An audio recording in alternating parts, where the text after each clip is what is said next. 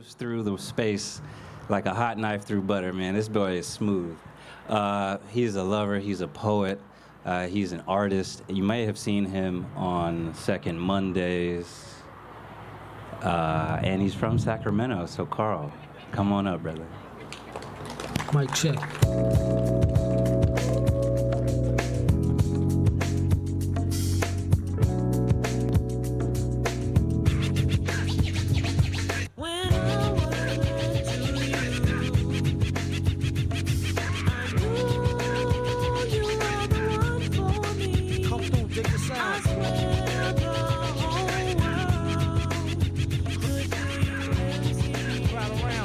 What's up, y'all? Yeah, I don't even know how to really start. I guess I'll just introduce myself. My name's Carl, from Sacramento, lover of music, lover of people, lover of adventure. Yeah, I guess that's where I'll start. I don't really know what else to do. I guess I just, tell my story, I guess? Where do I start? Well,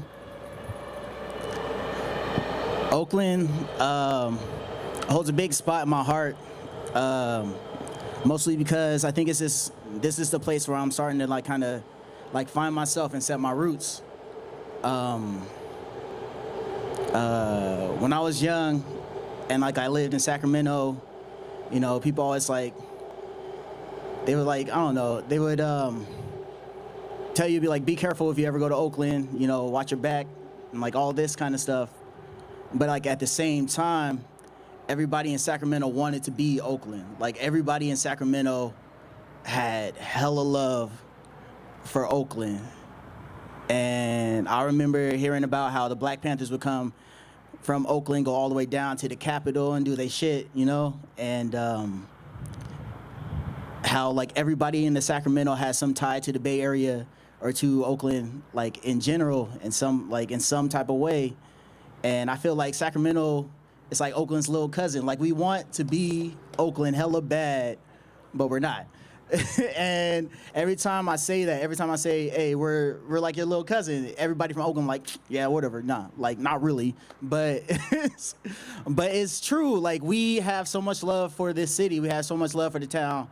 And, we want to be like y'all. We want to emulate y'all. We want to have that same energy.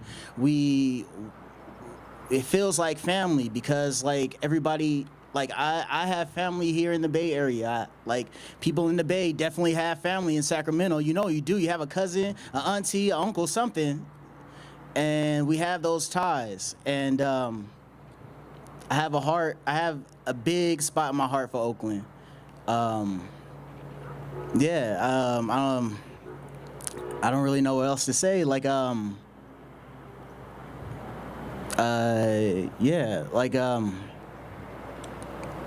I remember my dad would talk about the Bay a lot. My dad is an immigrant. He's a Jamaican immigrant. He came down here to Richmond when he was 13 years old. His mom, my grandma, she was having a hard time in Jamaica. It was the 70s, and there was a lot of political turmoil, and a lot of stuff was going on, and people were getting killed. I remember my dad would tell me he would walk down the street and he would see his people in his family just murdered in the streets, and his mom didn't want that for her kids, my grandma, and so she she saved up all her money. She moved to Richmond, started a family, and then kept on working multiple jobs and saved up and was able to bring her kids down here. And I had a similar story with my mom because my mom's from Chicago. She's from the west side of Chicago. And she lived in the projects, and I remember my uncle, she would tell me about my uncle. He was they wanted to recruit him for the disciples and the vice lords. They both wanted to recruit him because he was very athletic and he was bad. He was into trouble, but the family didn't want him to be caught up in that. And he would get shot at like all the times, and like they would get caught up. And then I had an uncle out in Sacramento, Uncle OG. He had some money, he had a couple businesses, and he was like, "Hey, Diane, that's my grandma." He said, "Diane, bring the kids out here. We'll put you up. We'll have a spot for you. You can start over, and raise them in a place that's like a little safer." And so she took all her kids and threw them in the Greyhound bus and bused all the way from Chicago to Sacramento. And that's where my dad met my mom. And they had very similar stories.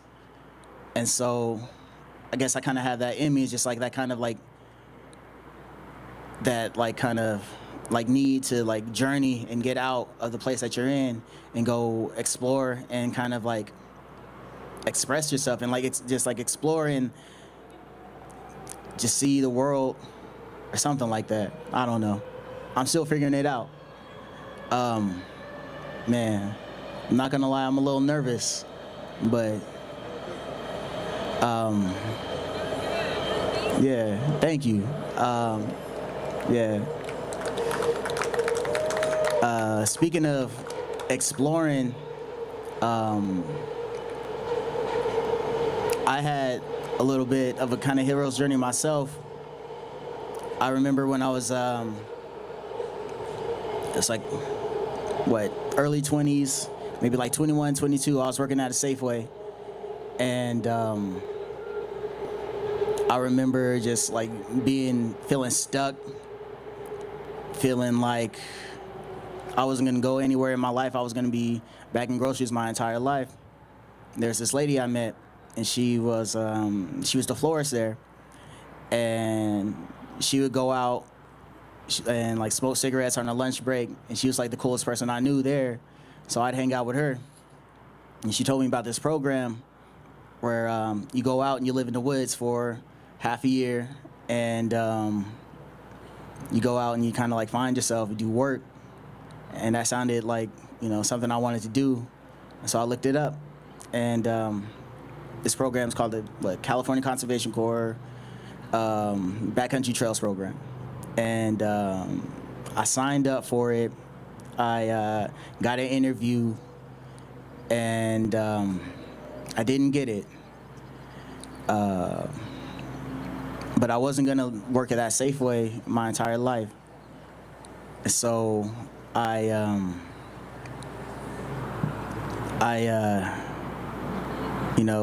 kept working. Like I kept finding other jobs, try to find something to do. And then like I kept looking up into this program, and I find out that the headquarters was like down the street from my house.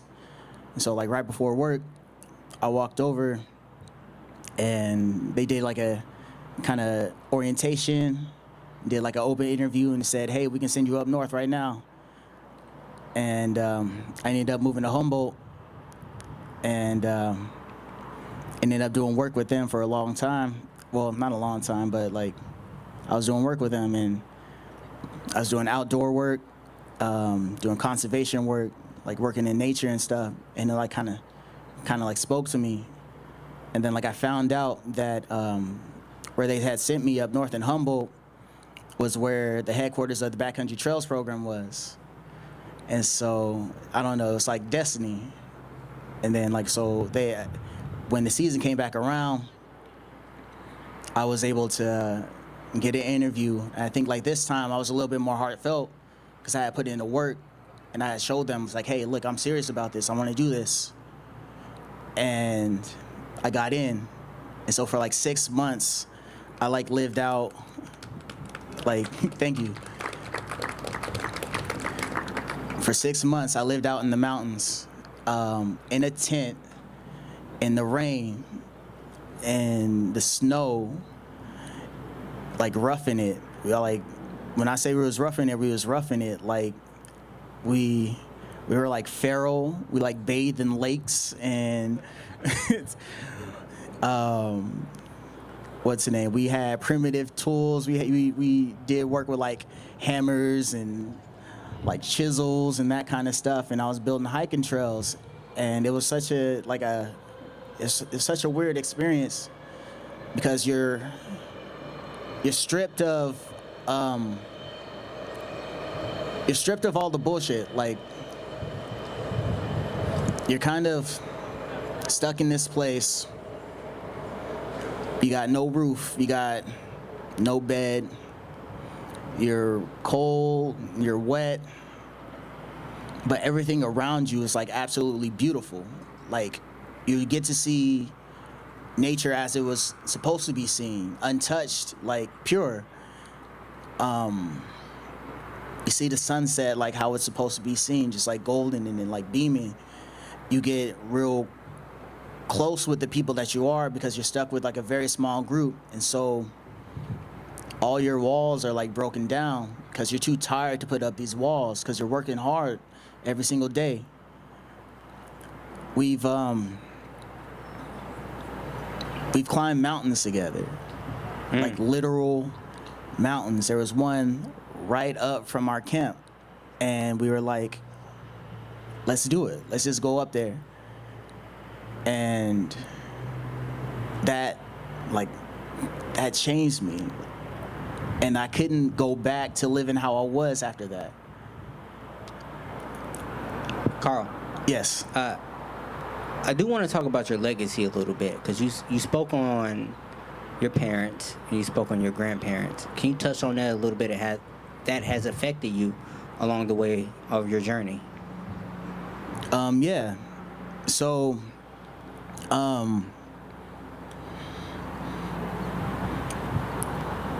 so my mom and my dad have a very large influence on me because they're my mom and my dad. I have a lot of pride in my Jamaican ancestry. And it's something that kind of like, I don't know, it's something that like it's always like kind of driven me. It's just like being a good representation of my people. I had an uncle, his name is Clem, and he actually lived in Berkeley. He had a family in Berkeley, and he was a Rasta. He was like true, like by blood. Like his father was a Rasta, he was a Rasta. He was the last son. He's the oldest son. He was the last one to come to the States, and he was just like so full of life, and he just like lit up a room and like just brought so much joy to like so many people. And I remember I wanted to like emulate him. And I ended up growing my locks out when I was like, I want to say like 12 years old, because I wanted to be like him. And I would like listen to Bob Marley and like try to be like a revolutionary and like all this kind of stuff because I wanted to be like this man. And he had died a couple years ago. I want to say like 7 years ago. And I remember I had cut my locks off around high school, but when he had died, I was like, I'm gonna honor this man because he's been like such an influence on who I am. And I grew my locks back out, and I don't know when I'm gonna cut them, if I ever gonna cut them off again, but you know.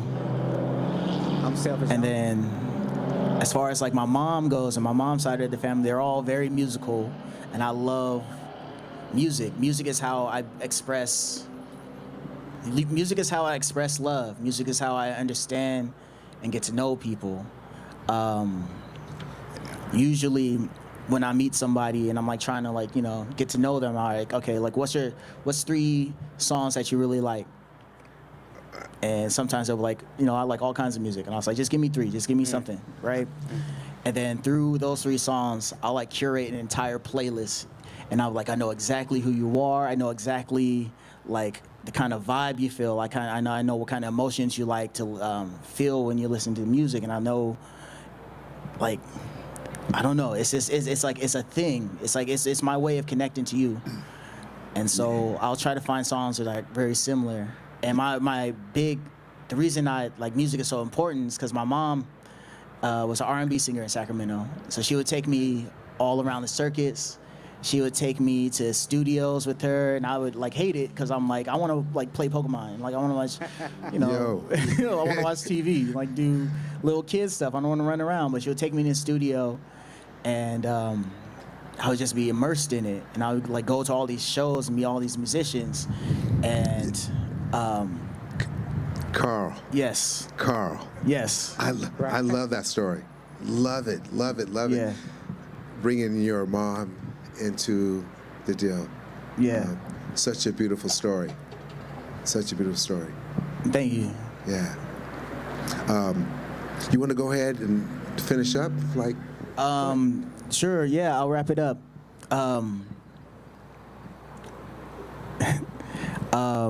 Yeah, so I'm a lover of music. I'm a lover of nature. It's brought me out here into Oakland, which has a lot of culture, and I'm trying to absorb it all and just like be a part of it. And you know, I don't really know what else to say. Carl, I am selfish, right? Yeah. And I'll be selfish in this moment because I know you, Yeah. and I feel like I know you well, almost intimately, you know, as a brother, and I do have love for you. Tell me about a song that has changed your life, Carl. A song that has changed my life. We've talked about this too.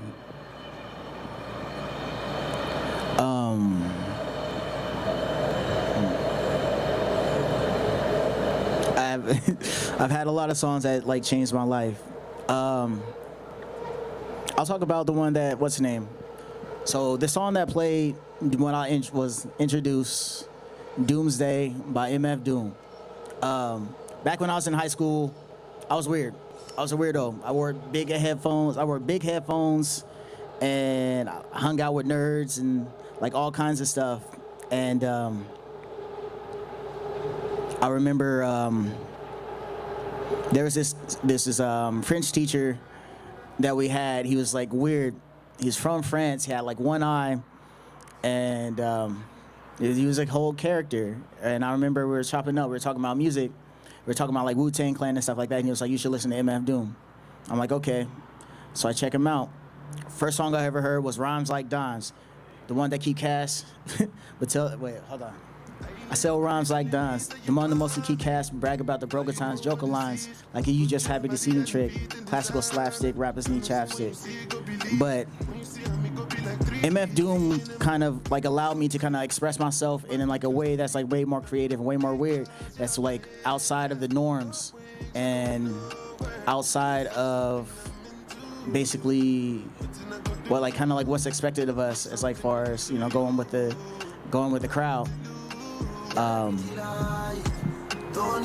And that song kind of like just I don't know, that song also molded me. Yeah. I do want y'all to be aware that this is Carl's first time. This is my first on time. a I'm a stage. little nervous. Yeah. And I'm selfish because this is a writer as well too. Carl's a poet, and he let his heart out today. And I appreciate you, Carl, for gracing the stage and blessing the crowd. We are open to questions, right? No questions right now. Carl, thank you for gracing the stage and for dropping the act. I love you, brother. Thanks, man. Yeah. You've been doing your thing. All right.